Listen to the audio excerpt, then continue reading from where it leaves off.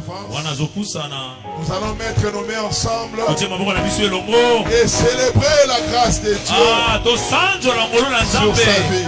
Alléluia. Gloire à Jésus. Alléluia. Gloire au Seigneur. Alléluia. Alléluia.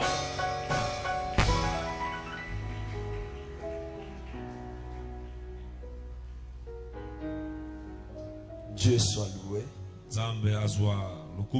Prenons directement nos Bibles. Éphésiens chapitre 2. Du verset 11 à 12. Verset 11 verset 12. C'est pourquoi vous, autrefois païens, dans la chair, appelés incirconcis par ceux qu'on appelle circoncis et qui le sont à la chair, et par la main de l'homme. Souvenez-vous que vous étiez en ce temps-là sans Christ, privés de droit de cité en Israël, étrangers aux alliances de la promesse, sans espérance et sans Dieu dans le monde. Seigneur, bénis ta parole, communique-nous la vie. Par cela, Seigneur, manifeste ta puissance, la puissance de ta parole, car ta parole libère. Il est écrit dans l'air des tresses, une prière à l'Éternel. Il envoya sa parole et sa parole est guérie. Manifeste ta gloire au nom de Jésus. Amen. Amen. Acclame très fort pour le Seigneur. Tu peux saluer ton voisin de gauche. Tu lui dis bon appétit.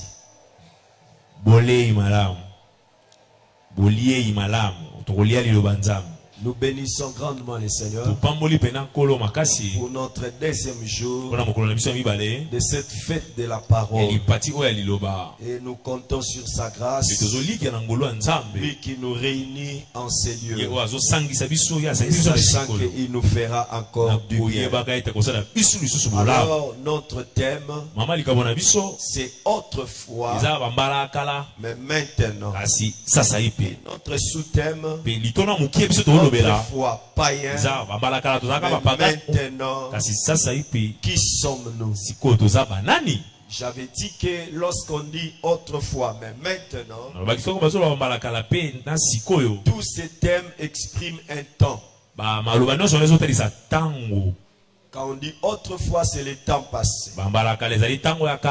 Maintenant, c'est le présent. C'est le présent qui lie le futur. Alors, la vie sur terre dépend du temps. Même le parcours terrestre a un temps bien déterminé par Dieu. Mais aussi par rapport à la dimension prophétique, Dieu évolue avec nous par rapport au temps. Et Dieu dans la prophétie, il a les éléments qui sont très déterminants par rapport au temps. Parce que parler de la prophétie sans parler du temps, bien aimé dans le Seigneur, c'est incompréhensible. Et dans la prophétie, le temps que nous traversons a aussi une expression très importante. Et selon la prophétie, le temps que nous traversons, c'est le temps du soir, qui est aussi le temps de la grâce. Et lorsque nous disons que nous autrefois étions païens, c'est parler de ce qui était avant que la grâce ne vienne. Et ce qui change notre existence et notre appellation, c'est cette dimension prophétique de la grâce que Dieu a introduit dans le monde. Et Dieu, lorsqu'il a évolué par rapport au temps, il y a des choses qu'il a fait pour un temps, et il y a des choses qu'il fait par rapport à ce temps, et il y a des choses qu'il fera par rapport au temps à venir. Et j'avais dit que Israël, étant donné qu'ils étaient les appelés de Dieu, selon l'élection de sa grâce, quand il a tiré Abraham parmi les gentils, bien sûr, il a tiré Abraham pour faire de lui une grande nation, pour faire de lui un peuple selon son modèle, en lui instituant des promesses et en lui donnant de fermes directives qui devaient servir à ce peuple qui devait sortir de lui. Et par là, nous avons vu que la différence qui constituait que Israël nous voit comme étant les gens qui n'étaient pas égal à eux, c'était premièrement la circoncision. Ce qui différait Israël d'autres nations, c'est premièrement la circoncision. La circoncision, c'est l'alliance qu'il traite avec Abraham. Il dit tout mal dans ta maison sera circoncis dès le 8e jour. Bien sûr que le 8e jour aussi dans la prophétie veut dire l'éternité. Parce que le chiffre 7 c'est la perfection. Le chiffre 8 c'est l'éternité. C'est-à-dire quand il devait être circoncis le 8e jour, c'était pour leur dire qu'ils étaient en train d'être introduits dans l'éternité, là où ils étaient venus. Et tout mâle circoncis, c'est le signe de la transformation. Et là où j'avais dit que Dieu est au masculin, c'est qu'un homme circoncis atteint la dimension divine. Parce que Dieu n'a pas besoin de la transformation, puisque en lui il y a déjà la sainteté. C'est un Dieu qui a un bon cœur. C'est que lorsque la circoncision vient, ça fait quitter l'homme dans la dimension naturelle pour lui donner une autre dimension spirituelle, c'est-à-dire retrouver la forme du vin.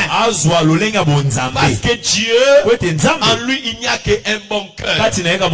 Et comme Israël nous regardait comme étant païen, comme étant incirconcis, c'était parce que leur circoncision aussi était dans la chair. C'est là où nous avions dit que nous, notre circoncision n'est plus dans la chair. Même quand l'évangile est venu, il y avait de ces juifs là qui voulaient regarder ceux-là qui avaient cru. Malgré leurs croyances, ils devaient les regarder toujours qu'ils étaient impurs. Et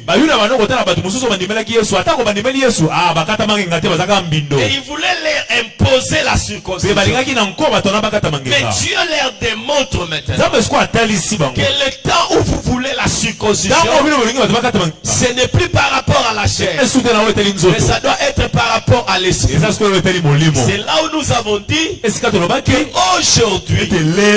Israël était circoncis dans la chair, mais nous devons atteindre la circoncision du cœur, c'est-à-dire la transformation.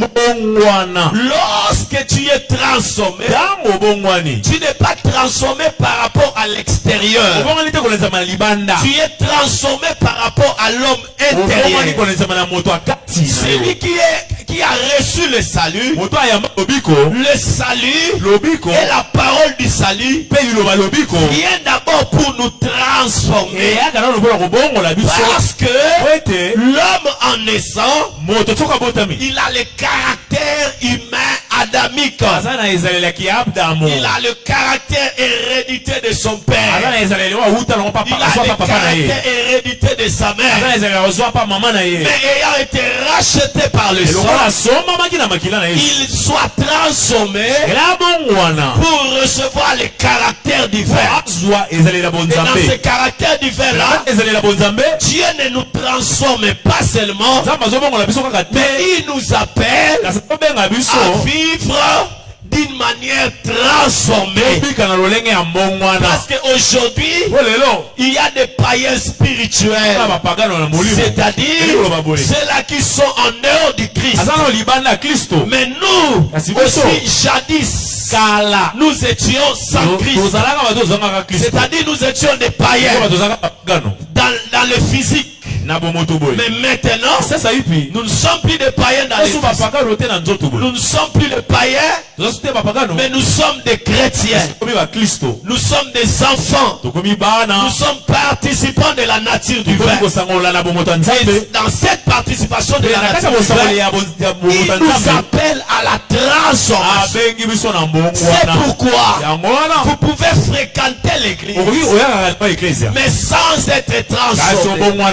Voilà pourquoi, lorsque la parole est établie dans l'église, Ephésiens 4 dit quoi? Il a établi le ministère pour le perfectionnement des saints. C'est la parole qui vient nous perfectionner. C'est la parole qui vient nous transformer. Lorsque tu écoutes la parole, ça doit produire en toi la vie. En fait que tu ne sois pas comme Israël, auquel Dieu attendait qu'ils produisent des fruits. C'est comme quand Christ était devant les figuiers. Il voulait manger les fruits, mais il n'a pas vu les fruits. Il a maudit les figuiers. La Bible dit c'était Israël. C'était Israël qui l'avait maudit. Parce qu'il attendait de la transformation. La loi ne les a pas transformés. Ils ont rejeté la grâce. Dieu est venu maintenant pour nous sauver de ce joug de la chair qui pouvait peser sur nous afin que nous marchions dans notre propre voie. Il nous annonce maintenant que nous devons être transformés. Et quand la circoncision touche le cœur, c'est-à-dire c'est la guérison de l'âme. Parce que l'âme de l'homme, c'est le siège des émotions et des sentiments. C'est là où provient toute forme d'expression. Et ce que l'homme manifeste est lié à son âme, c'est-à-dire à son homme intérieur. Paul dit un jour dans Romains 7, il dit ceci: je n'arrive pas à dompter ma chair parce que dans mon intérieur à la parole de Dieu. C'est ça la circoncision. Quand on circoncis, on sous-entend que la souffrance est là. Et que celui qui souffre, il souffre dans la chair pour refuser toute obéissance aux œuvres de la chair. La Bible dit que les œuvres de la chair sont manifestes. Et cela est contraire à l'œuvre de l'esprit. Et dans la circoncision, nous penchons à obéir non à la chair, mais à l'esprit. Et à marcher selon que l'esprit nous le donne. Bien aimé dans le Seigneur, si jusqu'aujourd'hui, toi qui es chrétien, toi qui es enfant de Dieu, tu continues à marcher dans la mauvaise voie, dans la vie qui ne glorifie pas Dieu, tu es ennemi de la croix. Tu fais insulter le nom du Seigneur. Car le Seigneur ne veut pas que nous continuions dans cette vie d'avant. Autrefois païen, autrefois incirconcis, mais maintenant nous devons être transformés. C'est ça la première des choses. La circoncision du cœur. Es-tu transformé? Alléluia. Amen. Et j'avais dit ceci. Si on ne sait pas relier ta vie, on ne sait pas voir un changement entre ta vie passée avant Christ et ta vie en Christ, c'est que tu es encore un païen. En Jésus, il faut qu'il y ait une transformation.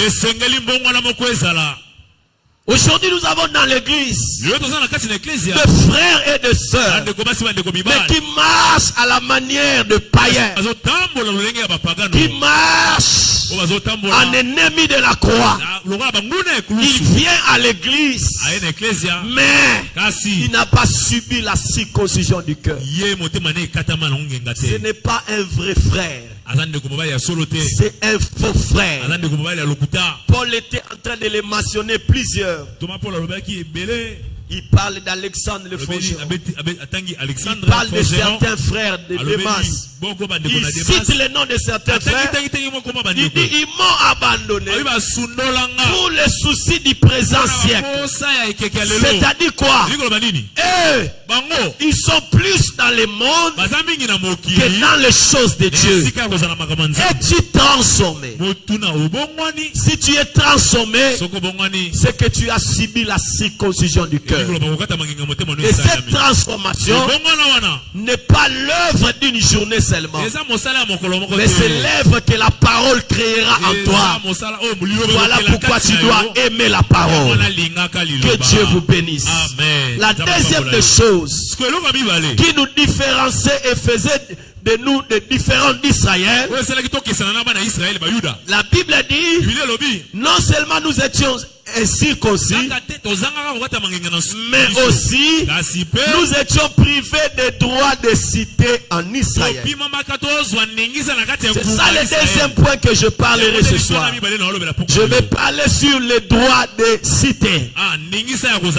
Premièrement, c'est la circoncision. Dieu nous annonce la transformation. Et deuxièmement, c'est les droits de cité.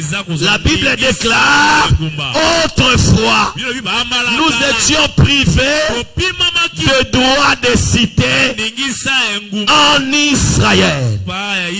Le droit de cité veut dire quoi?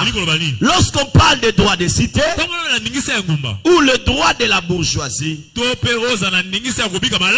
un terme de droit civil défini par de divers droits civiques. Dans notre monde moderne, on parle plus du droit de vote. Quand on dit que cette personne a le droit de citer, dans l'Antiquité, ce sont des prérogatives qu'une nation offre à ses citoyens. Je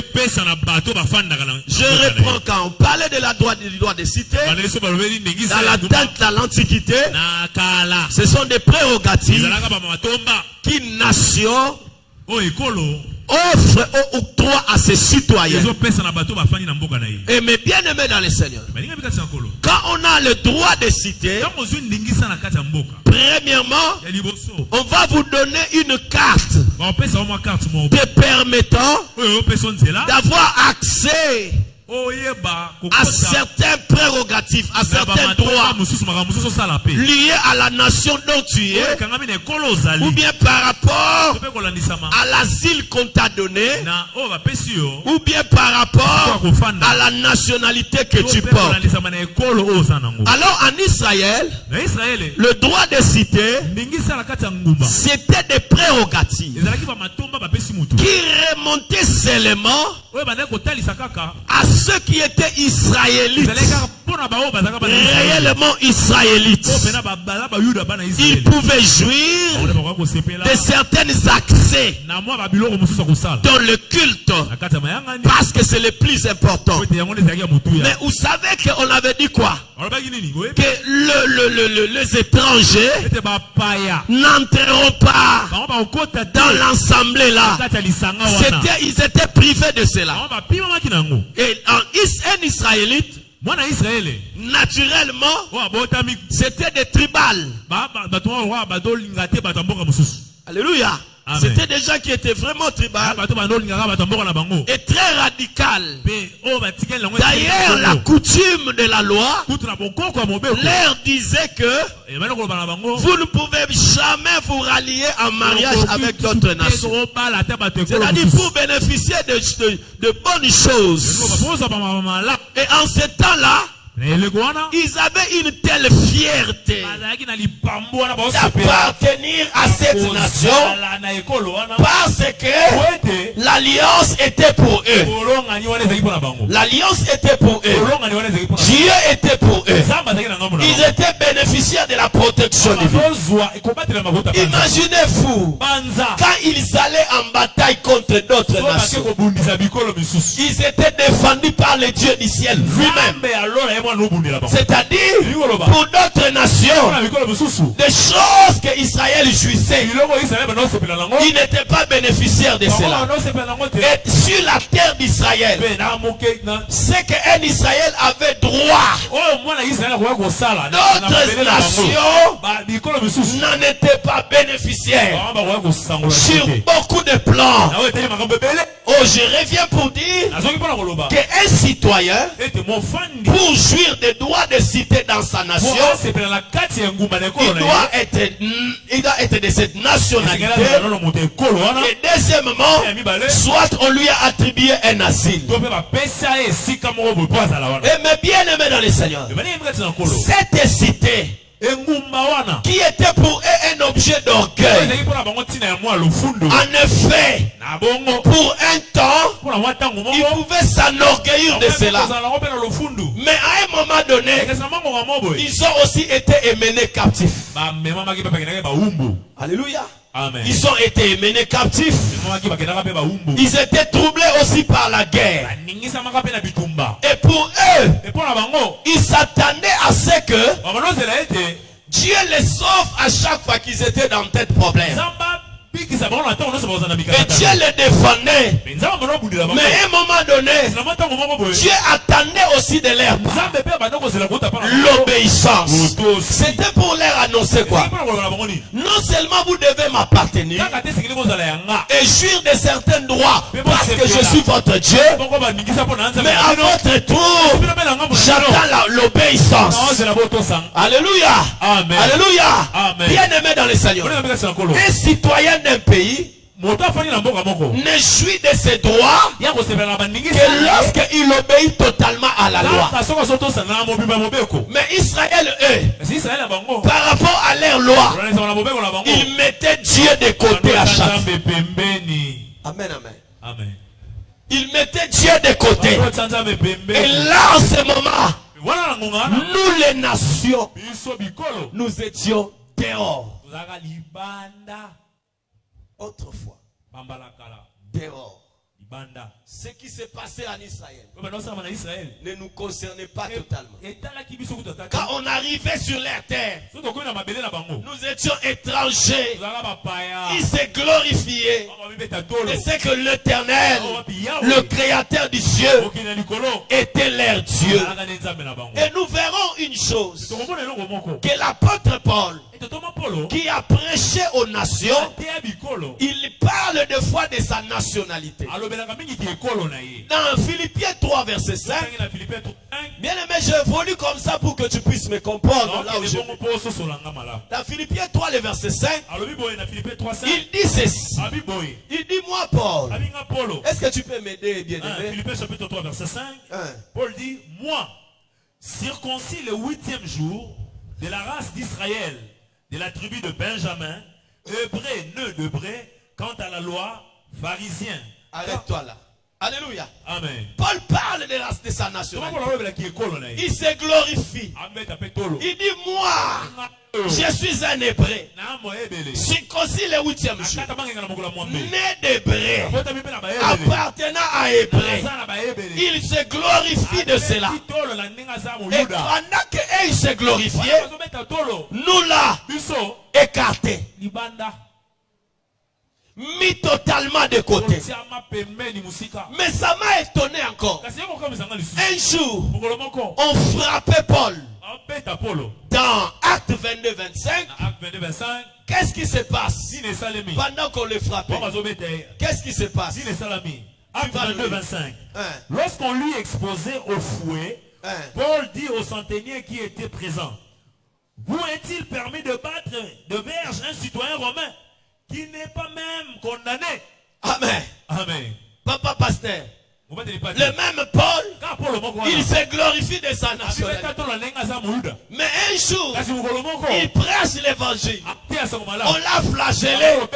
Il est en train de dire, est-il permis de frapper un citoyen romain?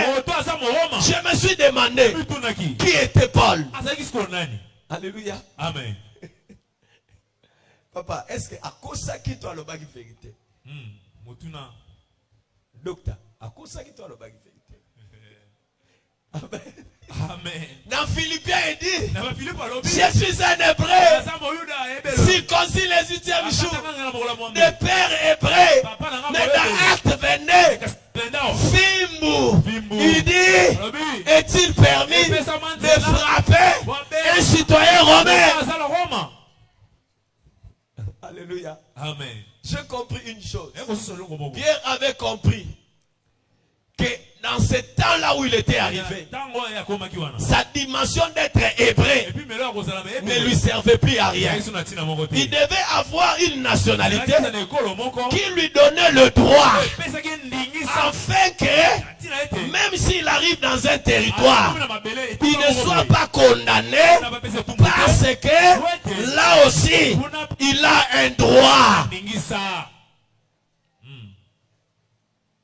Parce que s'il avait dit là aux Romains qui les frappaient que je suis un hébreu, ils allaient continuer à les frapper. Cela revient à dire quoi? Paul, quand il se glorifie comme hébreu, il fait allusion à son passé. Mais quand il dit je suis romain, il fait allusion à son présent. Par rapport à quoi? Par rapport à la foi qu'il avait reçue. C'est pour dire quoi? Ceux-là qui ont la foi en Jésus-Christ, ils n'ont pas une seule nationalité. Ils n'ont pas une appartenance qui peuvent se glorifier physiquement. Pourquoi? La Bible dit qu'en Christ, il n'y a ni juif, ni grec. Amen. Alléluia. Amen. Je ne sais pas si vous me comprenez. En Jésus, il n'y a ni juif, ni grec. Cela veut dire quoi? Un enfant de Dieu, partout où il va, il a les prérogatives de ce que nous appelons un laissez-passer international. Quelqu'un dit amen. Je vais arriver, tu vas me comprendre. Mais bien aimé dans le Seigneur, il dit comme nous étions privés des droits de cité en Israël. Mais aujourd'hui, notre droit de cité à nous, nous n'allons plus en Israël. J'aimerais te dire toi, qui va aller chercher Dieu en Israël? Dieu, il n'est pas en Israël. Aujourd'hui, Dieu est venu vers les nations. Et si Dieu est venu vers les nations, c'est que les lieux d'adoration véritables, Jésus avait dit, ça ne sera ni à la montagne, ça ne sera ni à Jérusalem, ça ne sera pas là-bas. N'allez pas chercher Dieu dans les cabales juifs. Jésus, au jour de sa chair, il ne s'est jamais entendu avec des pharisiens et des rabbins. Car ce qui a tué Jésus pour qu'il constitue un salut pour nous, c'est le juif. Amen. Alléluia. Amen. Et le droit de citer ils accaparaient de cela pour nous mettre à côté. Aujourd'hui, nous avons un droit de citer qui n'est pas terrestre. Écoute-moi. Dans le droit de citer par rapport à la grâce, il y a 5 choses que tu dois comprendre. La première des choses, aujourd'hui, nous, on ne peut plus chercher un droit de cité en Israël. Pourquoi? Parce que nous sommes maintenant citoyens du ciel. Amen. Tu n'as pas dit amen. Amen. Est-ce que quelqu'un peut dire amen? Amen. Lève ta main droite, déclare: je suis citoyen du ciel. Je suis citoyen du ciel. Déclare avec moi: si Israël m'avait privé des droits de cité, si Israël m'avait privé du droit de cité, aujourd'hui, moi Esdras, moi Francis, je suis citoyen du ciel. Je suis citoyen du ciel. Je parle aux citoyens et aux citoyennes du ciel. Amen. Tu as un droit de cité. Tu as des prérogatives. Tu as des droits qui sont des droits célestes. Aïe, aïe, aïe, aïe, aïe, aïe, aïe, aïe. Est-ce que je parle à quelqu'un? J'ai dit: tu as des droits qui ne sont plus terrestres, mais qui sont terrestres. Si c'est céleste, c'est surnaturel. Ce qui est au-dessus de la nature. Je vais arriver pour commencer à citer. 2 postérités ont été révélées à Abraham. Dans Genèse 15:5. Il dit: premièrement, ta postérité sera semblable au sable de la mer. C'est-à-dire ayant un territoire visible, un territoire bien établi. Et pendant qu'il habitait là-bas, la Bible dit, Dieu lui dit: ces lieux, je les donnerai à toi et à ta postérité. Et la deuxième prospérité, c'est les étoiles. Dans les étoiles là, il y avait moi et toi. Amen. Tu n'as pas dit amen. Tu n'as pas dit amen. J'ai dit dans cette postérité là, les étoiles qu'Abraham avait regardées, on lui a dit: est-ce que tu peux compter les étoiles? Il dit: non. Cette postérité, c'était moi et toi. Comment? Romains 8 le dit. La Bible dit: ce qu'il a connu d'avance, il les a prédestinés. Dans ces étoiles-là, moi et toi, nous étions là. Citoyens du ciel. La Bible dit, Ephésiens chapitre 2 verset 19. Tu peux nous dire Ephésiens 2 19.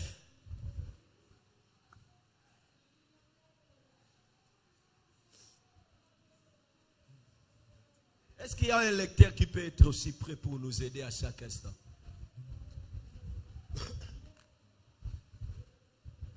Ephésiens 19.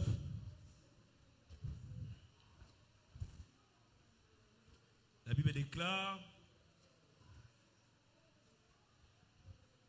ainsi donc, vous n'êtes plus des étrangers. Vous n'êtes plus des étrangers, ni des gens du dehors, ni des gens du dehors, mais vous êtes concitoyens des saints. Vous êtes concitoyens des saints, gens de la maison de Dieu. Amen. Alléluia. Amen. Autrefois, privé des droits de cité. Mais maintenant, la Bible dit: nous sommes concitoyens du ciel. Amen. Je n'ai pas besoin d'être un juif. Parce qu'ils le sont dans la chair. Mais moi je le suis en esprit. Citoyen du ciel. Philippiens 3:20. Philippiens 3:20. La Bible déclare dans Philippiens chapitre 3 verset 20. Mais notre cité à nous est dans le ciel. Amen. Nous nous attendons aussi comme sauveur le Seigneur Jésus-Christ. Écoutez. Yoka. Il dit notre cité à nous. C'est pas Israël. Israël était. Kangana bango droit de citoyenneté na bango. Baba telango. Mais nous, notre cité à nous n'est pas terrestre. Écoute-moi te dire. Tu n'es pas congolais. Tu n'es pas Moulouba. Tu n'es pas Mouswahili. Tu n'es pas Moukongo. Mais tu es un citoyen céleste. Est-ce que les citoyens célestes peuvent dire Amen? Dis à ton voisin, tu es citoyen du ciel. J'aime ça. C'est-à-dire, j'ai la carte d'identité qui n'est pas physique. Je ne peux pas les tenir à la main. Parce qu'un citoyen jouit de certains droits de sa nationalité et de sa nation d'appartenance.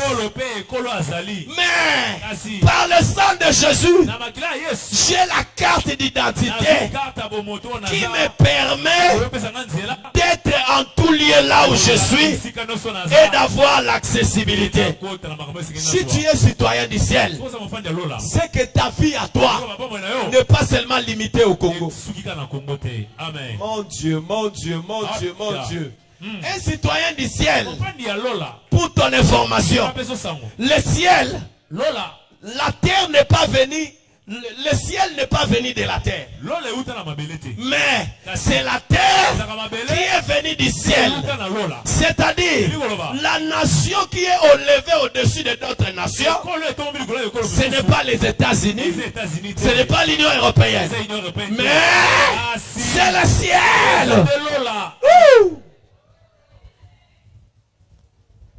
À ton voisin, j'ai la carte de nationalité.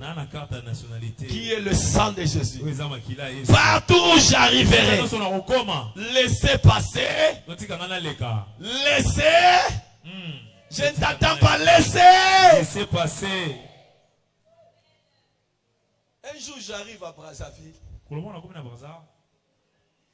Je suis parti prêcher l'évangile. J'étais avec ma femme.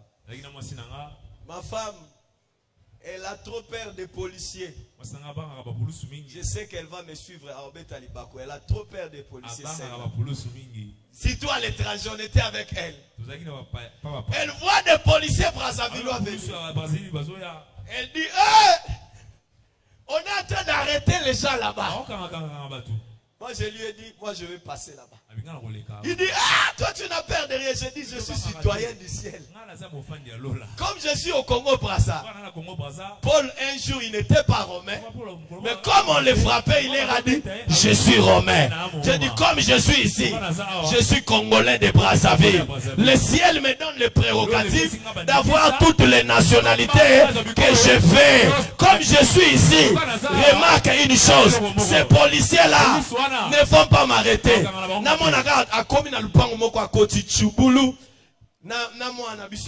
À l'époque, l'enfant avait une année et quelques. Moi, je fonce vers les policiers. Je marche tout doucement. Et j'arrive là. Le policier ne me demande rien. Mais quelqu'un qui passait là-bas, on vient l'arrêter.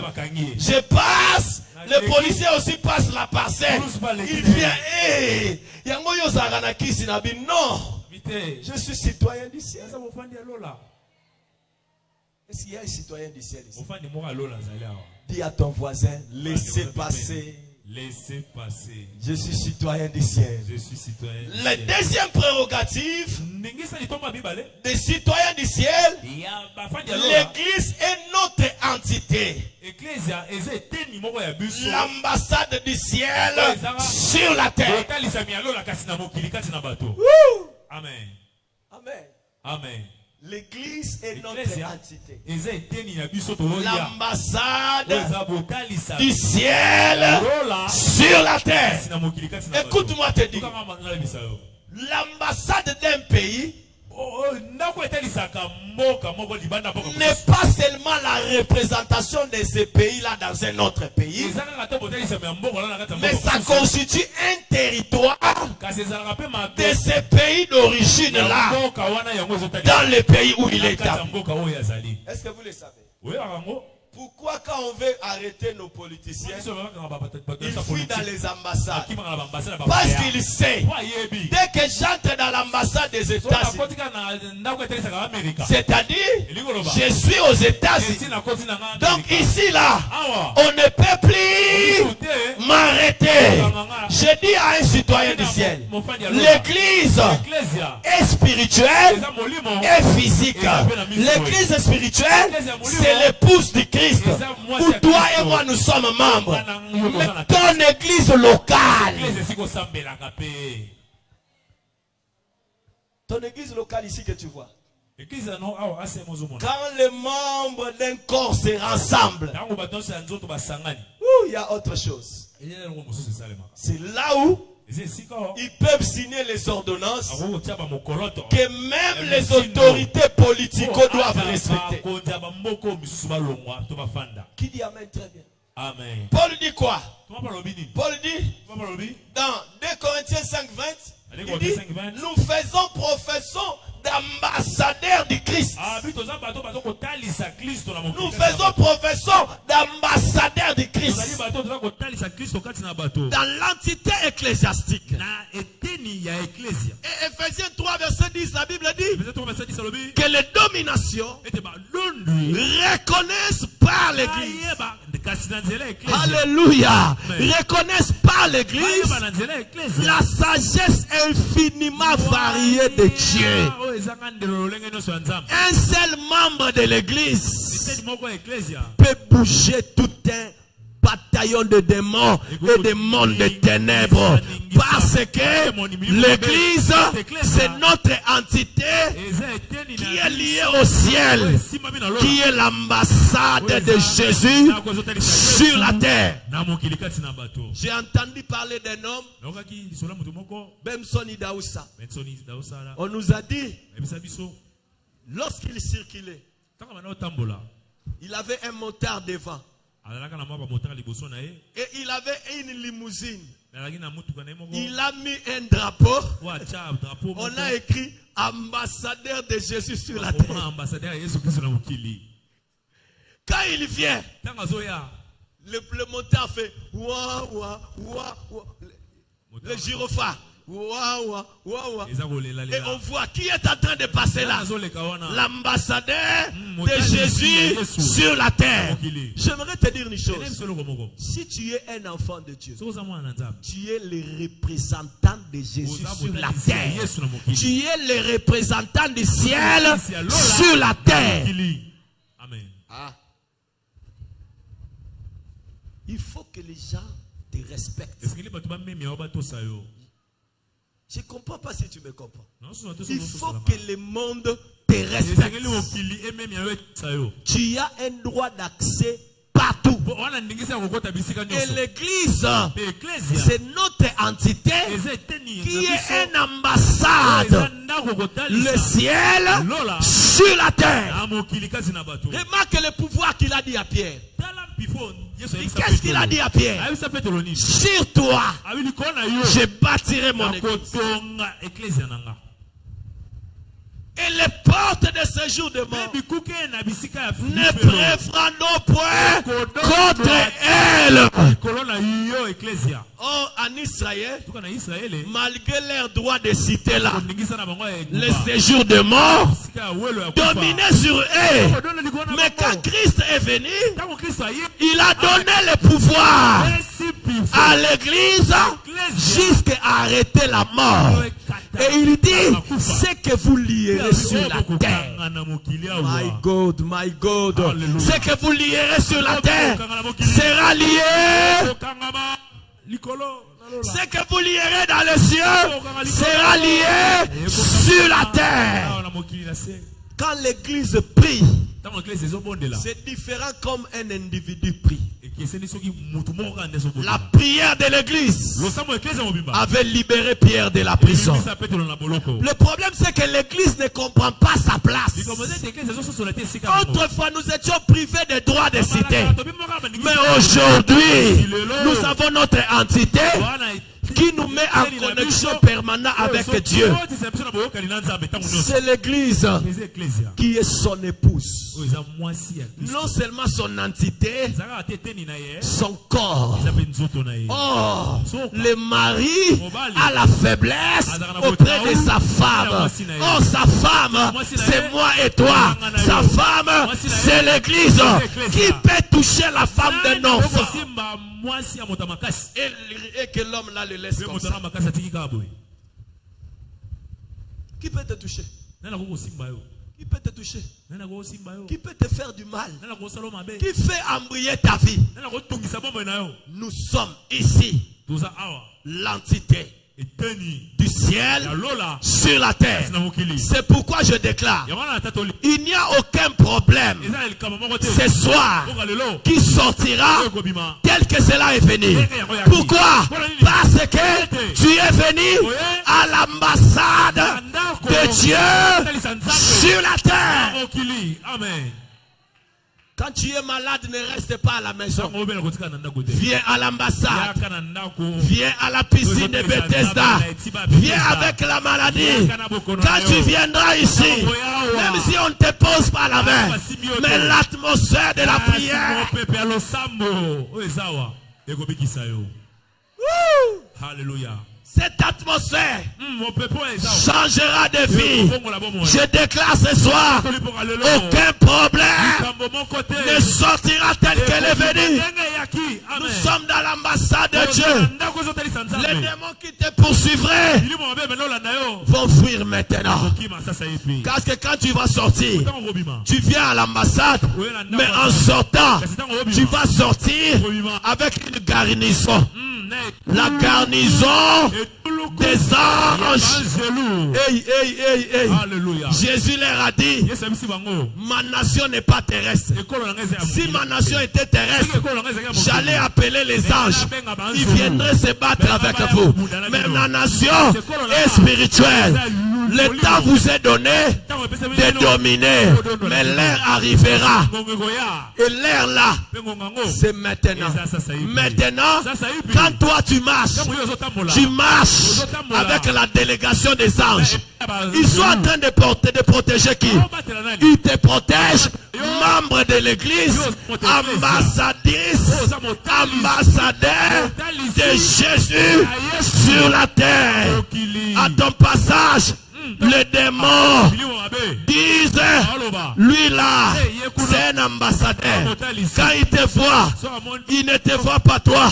Il voit la marque du sang. Il voit les anges de Dieu qui sont en train de marcher avec toi. Et ils disent, celui-là, il est intouchable. On peut toucher tout le monde. Mais lui,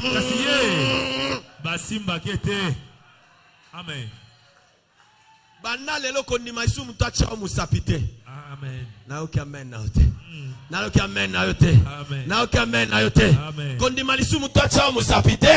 Tu es ambassadrice. Chef, il y a fonction publique. C'est un prérogative humaine. On lui a donné ça. Mais toi, tu as des prérogatives célestes. Tu as des droits. Là où même les gens ne peuvent pas accéder, toi tu vas accéder. La troisième des choses, nous dépendons totalement du ciel. Alléluia. Amen. Nous dépendons totalement du ciel. Il nous prend en charge. Nous dépendons totalement du ciel.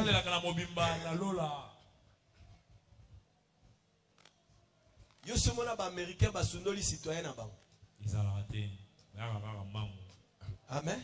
Amen. Alléluia. Amen. Et le ciel ne t'abandonnera pas. Dis à ton voisin, je suis citoyen du ciel. Je suis citoyen du ciel. Le ciel ne m'abandonnera pas. Le ciel ne m'abandonnera pas. J'ai dit à quelqu'un, le ciel te prendra en charge.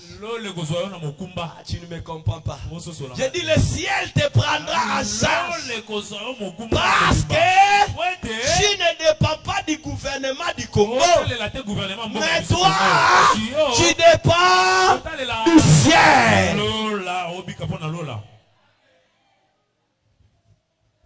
Quatrièmement, il garantit notre sécurité. C'est ce qu'un citoyen doit jouer. Le roi garantit notre sécurité. Et cinquièmement, pour clôturer, nous rentrerons au ciel. Amen. J'ai dit nous rentrerons où? Nous rentrerons où? Hébreux chapitre 13, le verset 14. La Bible dit, car nous n'avons point ici-bas la cité permanente. Nous n'avons pas une cité permanente. Non. Mais nous cherchons celle qui est à venir. Ici sur la terre, nous n'avons pas une cité permanente. Oh là, oh là, oh là. J'aime beaucoup ça.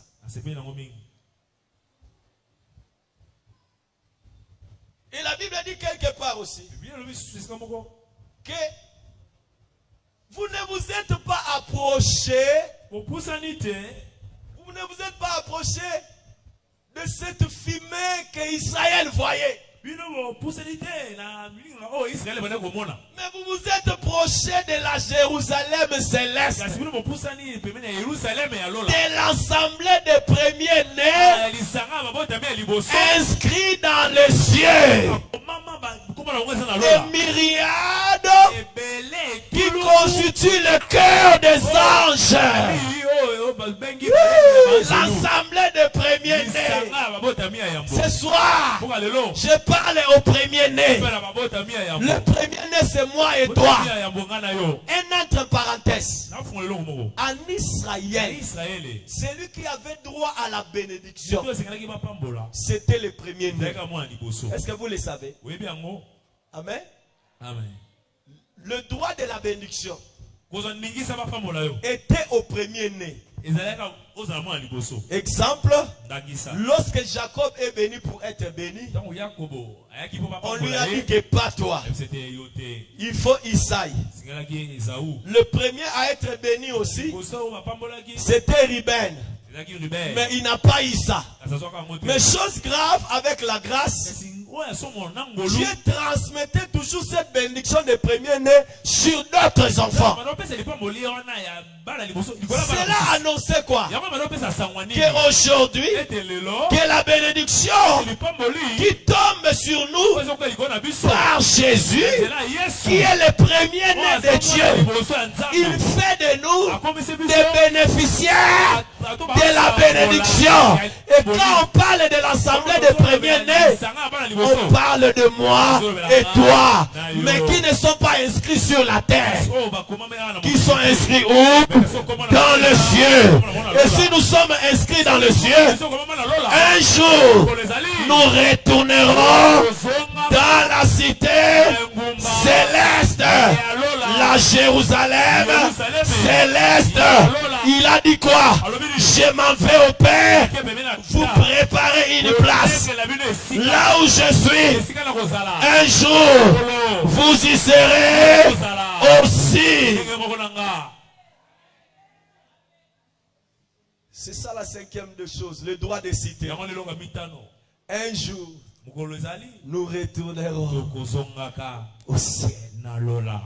Quand ils avaient eu Cana, une petite portion de terre, Ils ont dit que nous avons eu le repos. Mais Hébreux 4:8 dit quoi? Si José leur avait donné le repos, on ne parlerait plus du 7e jour. On comprend par là que ils n'avaient pas eu le repos. Mais le repos véritable, c'est entrer auprès du Père. Alléluia. Cité na biso eza lola. Awa tozaka ba représentant. Amen. Yango moni Yesu alobaki nini? Abi le royaume est venu vers vous. Amen. Les droits des cités.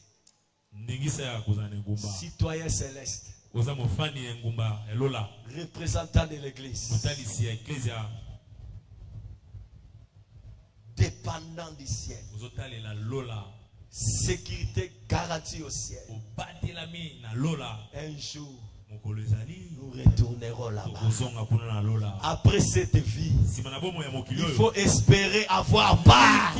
C'est pourquoi moi, quand je prie, je dis souvent à Dieu, protège ma foi plus que moi-même.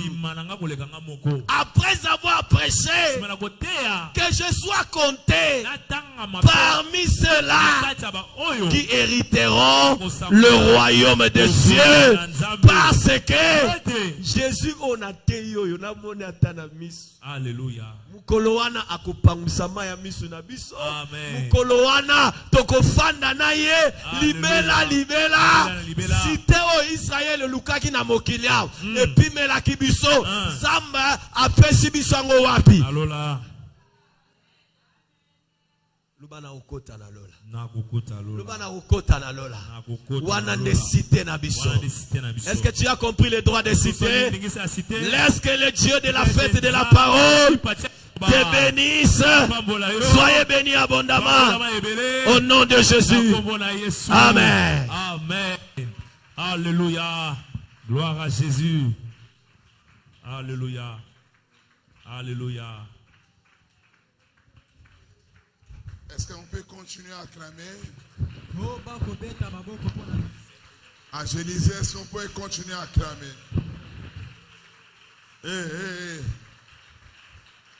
Est-ce que je parle à des ambassadeurs de Christ?